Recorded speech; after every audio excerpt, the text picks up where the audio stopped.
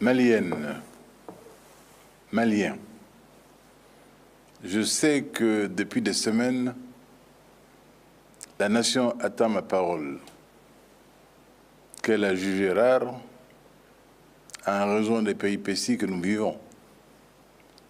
L'attente de la nation est légitime.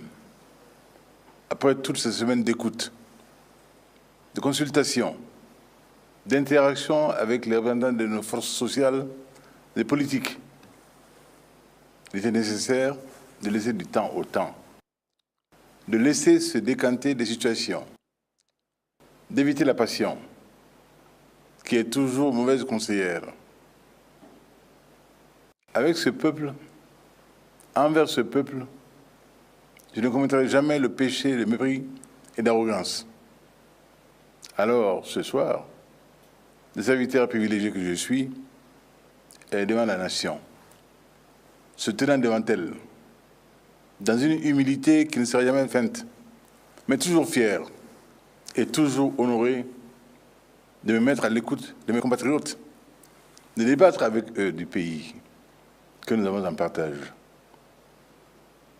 Cher Mali, ce cher Mali que chacune et chacun doit mettre au-dessus de soi.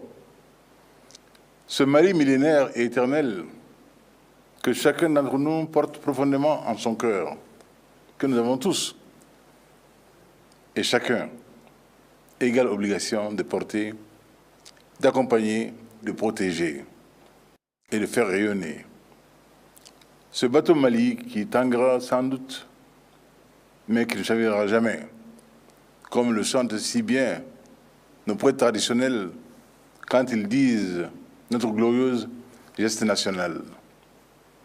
En d'autres temps d'épreuves rédhibitoires pour l'État, la nation, la démocratie, mais des épreuves qui furent heureusement surmontées.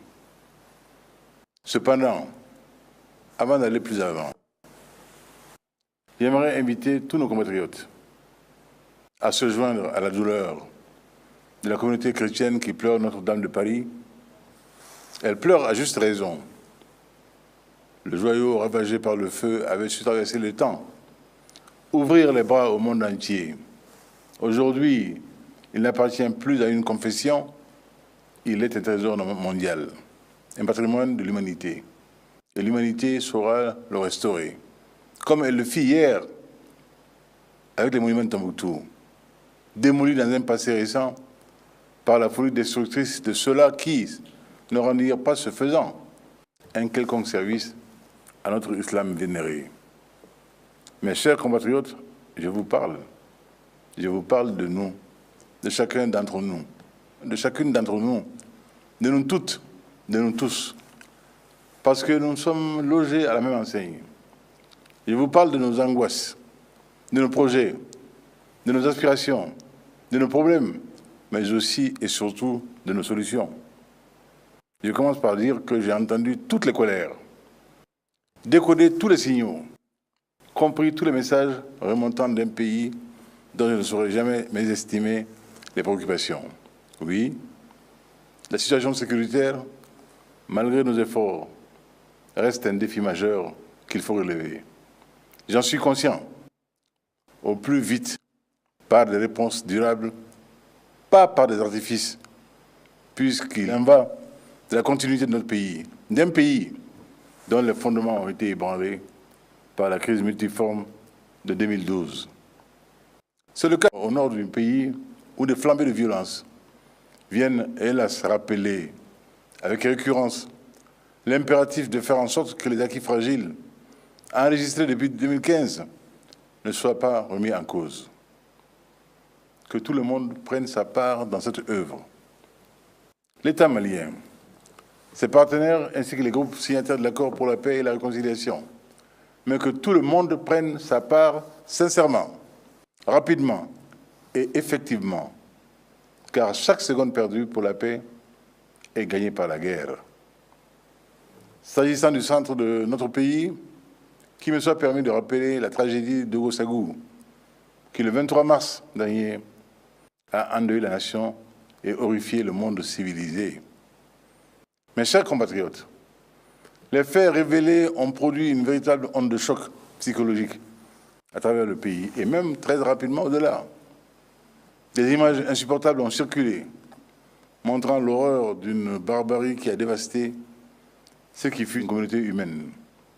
Ces images nous renvoient au passé, tant de symboles obscurs et accablants que nos âmes affligées s'inquiètent d'un effondrement moral et spirituel.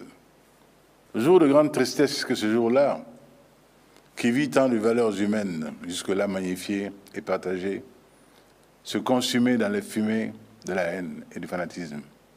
Vie, sens du sacré, famille, sagesse, tolérance, empathie, cousinage à plaisanterie, fraternité religieuse, tout cela rendu méconnaissable dans les cendres des tisons humains, d'habitations calcinées, d'une terre devenue inhospitalière. Ce n'est pas seulement notre drapeau national qui fut en berne, c'est tout le brillant humanisme dont nous étions si fiers. Dans nos mosquées et dans nos églises, les séances de prière publiques n'ont pas manqué pour toutes les victimes. Que toutes ces prières, bonnes prières, soient exaucées par le miséricordieux suprême. Il nous faut aider notre jeunesse, souvent en perdition, à sortir des chemins de pensée archaïques, des mimétismes politiciens stériles, des impasses de responsabilités malencontreusement assumées ou revendiquées. Il nous faut conduire cette jeunesse-là sur le chemin d'un avenir viable, dans un monde où les découvertes et les connaissances de tous ordres explosent et dont elle a besoin de connaître les clés pour y vivre dignement. Il nous faut aider notre jeunesse à retrouver le sens du sentiment national authentique et non simplement à en rechercher le vernis politique. Mes chers compatriotes, les violences intercommunautaires ne peuvent pas s'ajouter à l'insécurité entretenue par les pseudo-djihadistes. Nous devons faire attention et écouter dans leur sagesse nos enfants stylistes ou musiciens préoccupés par le recul de la convivialité. Eux qui nous rappellent dans le slogan devenu populaire que nous sommes même père, même mère. Au nom du sang qui nous unit, au nom du lait que nous avons sucé, au nom des pactes que nous avons noués, nous devons revenir à nos valeurs, revenir à ce que le Mali a été et demeure. L'État, pour sa part, n'acceptera pas de dérogation et il sévira avec la même rigueur contre toutes les milices et tous les fauteurs de guerre. Mes chers compatriotes, les événements qui se déroulent au centre de notre pays ont atteint une dimension inacceptable qui nous interpelle tous. Les mesures nécessaires ont été prises au niveau du gouvernement pour que des contingents supplémentaires des forces armées et de sécurité soient déployés sur le terrain, sur notre demande. Les partenaires internationaux, la MINUSMA et Barkhane, sont eux aussi engagés dans la sécurisation accrue des populations. Dans le même temps, nous poursuivons notre programme de désarmement et d'intégration des éléments armés qui ont fait le choix de renoncer à la violence. Le sort des populations civiles victimes des violences au centre de notre pays constitue une tragédie qui interpelle la conscience de la nation. Aussi, dans le cadre de la mise en œuvre du programme présidentiel d'urgence sociale, un fonds d'intervention d'1 milliard de francs CFA sera mis en place en faveur de nos compatriotes qui, du fait de l'insécurité, se trouvent aujourd'hui dans une détresse extrême. Sur mes instructions, le gouvernement procédera également à un glissement de crédit de 12 milliards de francs CFA vers les services sociaux de base dans le cadre du plan de sécurisation intégré des régions du centre, PSIRC. Mes chers compatriotes, l'enjeu du moment, les défis de l'heure, nos consciences individuelles ainsi que notre responsabilité collective exigent que nous posions les problèmes. Carte sur table. C'est pourquoi il me faut insister sur la situation de l'école. La nécessité impérieuse de stabiliser notre système éducatif. Cette revendication était au cœur du combat des étudiants et des scolaires maliens, ceux de l'intérieur comme de l'extérieur, et à travers plusieurs générations. Combat légitime, s'il en est, car il n'est pas de nation viable sans système éducatif solide. Et hélas, Nous devons également déplorer que depuis 3 décennies, malgré les efforts entamés, qui se traduisent par un investissement massif en infrastructure, malgré une gestion de plus en plus maîtrisée du flux, dans un pays où la poussée démographique est forte, l'école malienne est loin d'être stabilisée. Souvenons-nous qu'au sortir du Forum national sur l'éducation en 2011, 490 recommandations avaient été formulées, dont 152 sur l'enseignement supérieur, 95 sur l'enseignement secondaire, 132 sur l'éducation de base et 111 sur l'éthique et la déontologie. Les moyens à mobiliser pour l'école, apprenants comme enseignants, sont lourds, très lourds. Ils sont généralement au-dessus des capacités financières de l'État et des enseignants, même si ce secteur mérite tous les égards de la nation, tous les sacrifices possibles. Pour ma part, il n'est pas question de laisser l'enseignant être le parent pauvre du développement de la nation. J'ai instruit le gouvernement de trouver dans un point d'équilibre, un terrain d'entente, via une négociation intelligente, et ce, dans le respect mutuel, dans les limites bien comprises de ce que l'État peut consentir tout de suite et ce qu'il ne pourrait concéder que plus tard. Les salaires des enseignants grévistes seront débloqués. Je m'y suis engagé et ce sera fait, Inch'Allah. Mes chers compatriotes, pour la paix sociale, pour notre capital social, surtout lorsque menacé dans certaines parties de notre territoire, ce vivre ensemble malien que nous avons habilement négocié au fil des siècles et des compromis entre les métiers et les ethnies, j'ai entrepris depuis de longues semaines de rencontrer nos forces politiques et sociales. J'ai apprécié au plus haut point les échanges et les contributions qui m'ont apporté des éclairages utiles. La dynamique de l'interaction se poursuit, car je n'ai pas d'autre choix. Ayant accepté d'être l'héritier de toutes les législatures, étant un acteur de premier plan de l'évolution politique et institutionnelle de notre pays depuis 30 ans, comptable du bilan et donc en position de distinguer entre les acquis et les passifs, les grains de beauté et les verrues. Les pourparlers entrepris connaîtront leur dénouement logique. Mes chers compatriotes, je ne peux cependant pas ignorer le fait que parmi les représentants des forces politiques et sociales rencontrés la semaine dernière, figurent des interlocuteurs qui, animés de raisons positives, ont souhaité que se poursuive et s'approfondisse le débat autour des évolutions prises en charge par la révision constitutionnelle. Cela afin de renforcer le consensus populaire autour de la future loi fondamentale. Mon souhait n'est pas non plus de mettre à la marge d'une entreprise aussi importante pour l'avenir de notre pays les formations politiques et les associations qui souhaitent l'organisation d'un débat national en prélude à la tenue d'un référendum. Aussi ai-je décidé de confier à un groupe d'éminentes personnalités la tâche de diriger cette concertation nationale qui se réunira du 23 au 28 avril 2019, qui réunira tous les représentants de toutes les forces politiques et sociales de notre pays. Les remarques et propositions issues des travaux de ce cadre de concertation seront prises en compte dans l'avant-projet de loi portant révision de la Constitution du 25 février 1992. Celui-ci sera adopté à l'issue d'un conseil des ministres avant d'être déposé à l'Assemblée nationale. Durant toute cette période, j'annulerai tout déplacement hors du pays pour me consacrer entièrement à votre écoute. Mes chers compatriotes, l'idée d'un cadre de dialogue plus vaste, plus représentatif, plus inclusif fait son chemin et emporte mon adhésion. Le projet aura pour but d'évaluer les forces et les faiblesses de notre démocratie, de notre vécu institutionnel d'une part, et de cerner d'autre part les opportunités et les menaces du chemin. Tous les enseignements des processus participatifs initiés dans notre parcours immédiat seront tirés.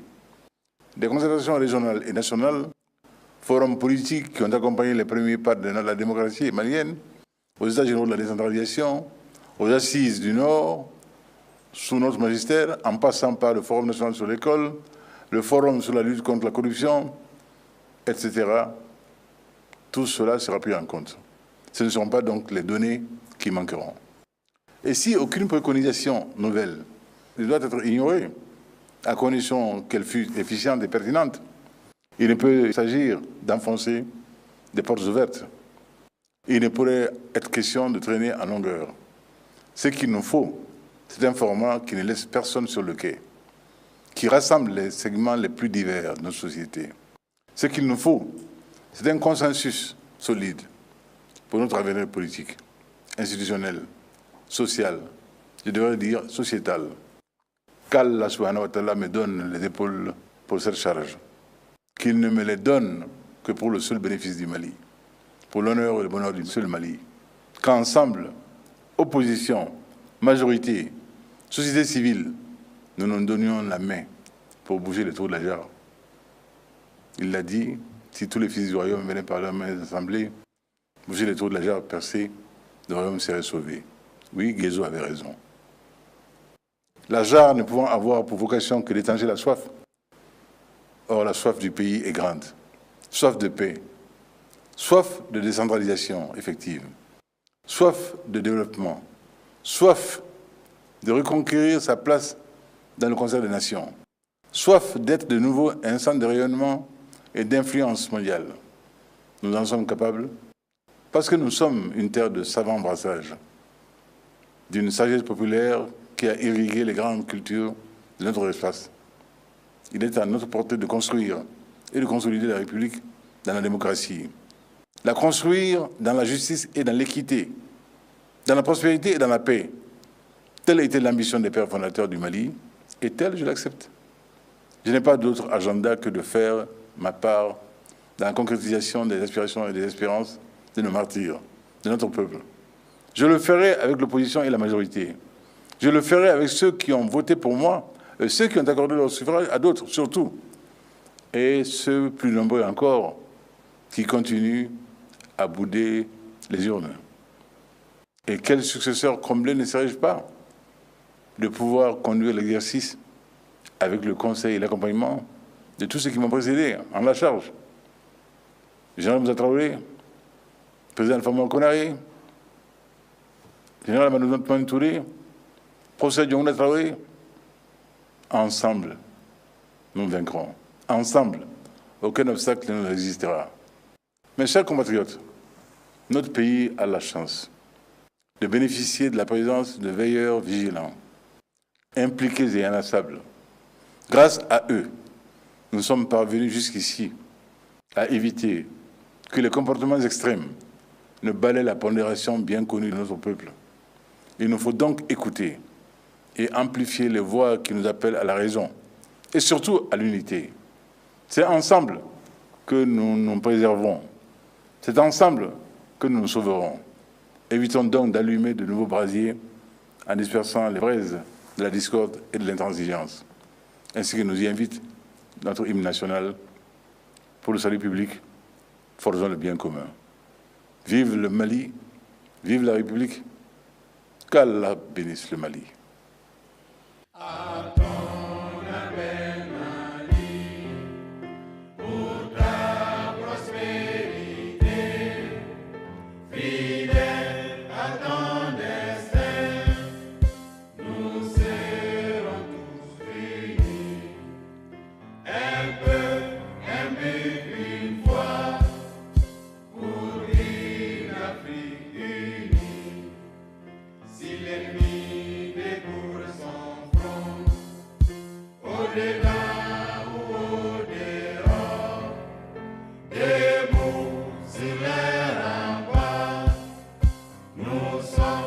Résolus de mourir pour l'Afrique et pour toi, Mali, notre drapeau.